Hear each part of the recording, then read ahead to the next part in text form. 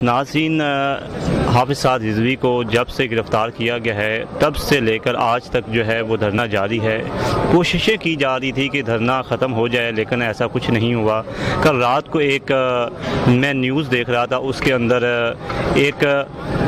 سعد رضوی صاحب کا ایک دستخط پیپر جو ہے نا وہ دکھایا جا رہا تھا کہ شاید اس کے ذریعے جو ہے دھرنا ختم ہو جائے۔ ہمارے ساتھ علامہ فاروق الحسن صاحب موجود ہیں، ان سے بات کرتے ہیں، ان سے آگے کا لاہ عمل کیا ہے وہ پوچھتے ہیں، کیونکہ بہت سارے انٹرویوز یہ دے بھی چکے ہیں تو ہم ان کو زیادہ ٹائم نہیں ان سے لیں گے۔ اچھا علامہ صاحب، سب سے پہلے تو میں آپ کا شکریہ ادا کرتا ہوں کہ آپ نے ہمیں اپنا قیمتی وقت دیا۔ دوسرا، ہمیں اگلا لاہ عمل کیا ہے، اور یہ جو کل والا ایک پیپر ٹی وی پہ آ رہا تھا اس کے حوالے سے تھوڑا سا بتا دیجیے گا۔ بسم اللہ الرحمن الرحیم۔ آپ کا بھی شکریہ کہ ایسے لمحات میں جس وقت print media, electronic media, even کہ ریڈیو اور ایف ایم وغیرہ بھی ہماری بات لوگوں تک پہنچانے کے لیے تیار نہیں ہیں، تو آپ جیسے حضور کے غلام جو یوٹیوبر ہیں انہوں نے کم از کم یہ ہے کہ دونوں اطراف سے ہم یہ بھی سب کو ہم فری ہینڈ دیتے ہیں کہ آپ جتنے مرضی سخت سوال پوچھیں اور جو آپ کا دل چاہتا ہے، جو ہم پہ الزام لگتے ہیں وہ سارے پوچھیں، لیکن کم از کم ہمارا موقف پہنچائیں۔ آپ ہمارا موقف سننے کے لیے آئے، اللہ آپ کو اس کی جزا دے۔ اگلی بات آپ نے یہ پوچھا کہ اس کاغذ کے بارے میں آپ کیا کہتے ہیں، تو اس کا میں کئی بار جواب دے چکا ہوں کہ حراست میں لیا گیا کوئی بھی بیان جو ہے وہ قابل قبول نہیں ہے، نہ اس کو تسلیم کیا جائے گا۔ میں نے کہا یہ تو کاغذ ہے نا جی، اگر ہمارے امیر محترم ٹی وی پہ آ کے ان کا بیان چلایا جائے اور وہ کہیں کہ جی میں کہہ رہا ہوں کہ دھرنا اٹھ سے، میں پھر بھی نہیں، اس کو میں کیا پوری شورا کوئی بھی نہیں قبول کرے گا، اس لیے کہ جب تک وہ بالکل رہا ہو کے ریلیکس ہو کے یہاں پہ نہیں آتے پھر آ کے وہ بات کریں گے، ساری صورتحال ان کے سامنے ہوگی۔ اگر اس کے باوجود پھر جو وہ فیصلہ کرتے ہیں، امیر کا فیصلہ ظاہر ہے سب کو پھر ماننا پڑتا ہے، تو پھر ہم ان کے ہر فیصلے پہ حاضر ہیں۔ دوسرا، اگر اب اللہ نہ کرے کہ یہ مسئلہ حل نہیں ہوتا، اس کے بعد پھر آپ کا اگلا کیا لاہ عمل ہوگا؟ لیکن پہلے تو ہماری کوشش یہ ہے کہ 20 تاریخ کی ڈیڈ لائن دی تھی ہم نے کہ آپ اس تک ہم اپنا جو آپ نے معاہدہ کیا ہے، بلکہ حکومت نے وہ وقت مانگا تھا، ہم نے ان کو کیا ڈیڈ لائن دینی ہے، تو انہوں نے وقت مانگا تھا کہ ہم معاہدہ آپ کے ساتھ جو کیا ہوا ہے وہ پورا کریں گے 20 اپریل تک۔ ہمارے امیر محترم نے گرفتاری سے ایک دن قبل بیان دیا تھا کہ 20 کی رات 12:01 تک ہم آپ کا انتظار کریں گے۔ آپ نے کہا تھا کہ وہ معاہدہ جس کی 4 شقیں تھیں کہ فرانسیسی سفیر کو پارلیمنٹ میں بل کے ذریعے ملک بدر کیا جائے گا، اور فرانسیسی مصنوعات کا سرکاری طور پہ بائیکاٹ کیا جائے گا، اور اپنا سفارتی عملہ واپس بلایا جائے گا، اور تحریک کے جتنے بھی ساتھی ہیں اس معاملے میں جو گرفتار کیے گئے ہیں ان سب کو فی الفور رہا کر کے مقدمات کو ختم کر دیا جائے گا۔ ہم صرف اس معاہدے کی یاد دہانی اور تکمیل کے لیے بیٹھے ہیں، جس ٹائم وہ گورنمنٹ پورا کرتی ہے ہم اسی وقت اٹھ کے چلے جائیں گے۔ اچھا، کچھ ہنگامے ہو رہے ہیں، کچھ لوگ آپ کے لیے یہ بھی غلط کہہ رہے ہیں، کچھ حکومت کو بھی غلط کہہ رہے ہیں، اس صورتحال میں آپ اپنے آپ کو کیسے کلیئر کر سکتے ہیں؟ دیکھیں جی، ابھی شاید وہ وقوع ریکارڈنگ میں نہ آیا ہو جو آپ نے ابھی تھوڑی دیر پہلے ڈرامہ دیکھا، یہاں پہ سول میں ان کے لوگ آتے ہیں تو ایک بندہ وہ دکھاتے ہیں کہ یہ جی یہ ایجنسیوں والا ہے، انہی کے اپنے بندے پھر 2-4 بھاگتے ہیں، پھڑ لو ان کو، تو پھر جس وقت اس کے اوپر اگر کوئی 2-4 اس کو تھپڑ لگتے ہیں تو پھر اس کی وہ ویڈیو بنا کے اس کو دکھاتے ہیں، وہ جی دیکھیں جی یہ لبیک والے بڑا ظلم کر رہے ہیں۔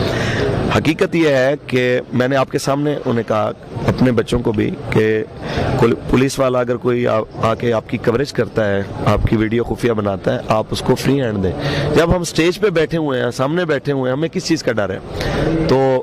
اجازت ہے اس کو، آپ نہ اس کو ماریں گے نہ اس پہ تشدد کریں گے۔ ہاں، اگر کوئی آپ کو زیادہ خطرہ ہے کہ اللہ معاف کرے کوئی تخریب کاری نہ ہو، کوئی بم بلاسٹ یا اس طرح کا کوئی وقوع نہ ہو، اس کے لیے آپ کو کوئی شک ہے تو اس کو آپ پیار سے پکڑ کے لائیں، کیونکہ ابھی تک تو شک ہی ہے نا جی، کنفرم تو نہیں ہے،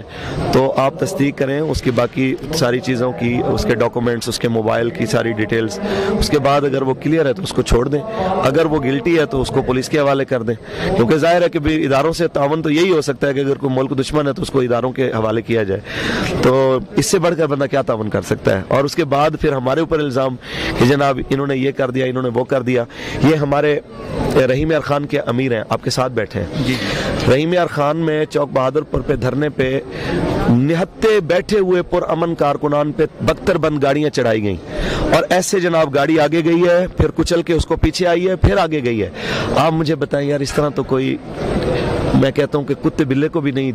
जानबूझ के जो है ना गाड़ियों के नीचे रौंदता, कि जानदार का उसको एहसास होता है। किसी भेड़ बकरी को भी नहीं इस तरह कोई करता। यार तुम्हें और कुछ नहीं, चलो तुम ना समझो कि हम कोई अच्छे और बड़े मुसलमान हैं, इंसान तो समझते ना कि इंसान तो हैं हम।